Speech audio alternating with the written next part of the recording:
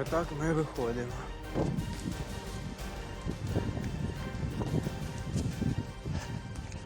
Russia has advanced probably about twice the rate in 2025 as it did in 2024. But in many cases, they're advancing in somewhat less important directions. They didn't take as many large cities. Obviously, got to the outskirts of Pokrovsk last August, in August 2024. They weren't able to take the city. It took them a long time to advance through Toretsk and Chasiv Yar. So some of these kind of key battles took quite a while for them.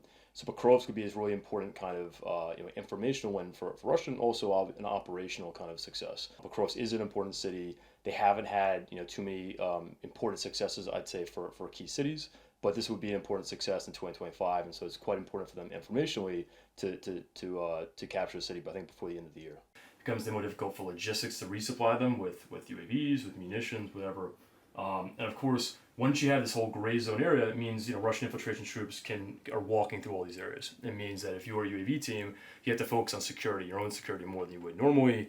And it's not always clear, what is a safe area? Well, to the rear, to the front.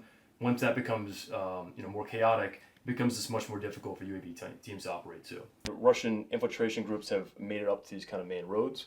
It's not clear if they hold these areas, but they're certainly operating here. And so one of the questions is, if Ukraine does withdraw, is how will they withdraw forces that are kind of south of Mirohrad, east of Mirohrad, through this area? Because if Russia continues to close this kind of area, it's going to be increasingly difficult for forces to keep defending. I think it's very difficult to predict things more than 3 months in advance of this war, and so I won't won't make any kind of solid predictions right now. I don't think Slavyansk and Kramatorsk are at risk this year. I think that'll be a focus for next year.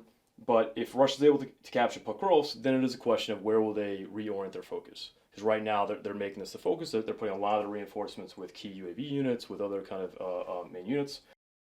Losing Pokrovsk, it is an important city. It's important for kind of operational reasons. But as long as Slavyansk and Kramatorsk is still in Ukraine's hands, it's still quite a ways for Russia to capture all of Donetsk region. And even the road from Dorpilya to Druzhkiv and Kramatorsk, this has become quite dangerous as well. I think Slavyansk Kramatorsk is really still the most kind of vital, important part of Donetsk Oblast for Ukraine to defend. It is still really the center for command and control, for logistics, and for holding much of the front line. It kind of operates in these two cities. Shaheds are used in the front line quite a bit now as well, and obviously Russia produces a large quantity of them. When you also about FPVs, Molniya, Lancers, other kind of kamikaze drones, they have quite a significant range. And so even if Russia can't get within these cities, we've seen FPV strikes in Kramatorsk. We know that kind of every day there's glide bomb strikes or Shahed strikes in around this area, and so they can make those cities potentially very difficult to live for civilians.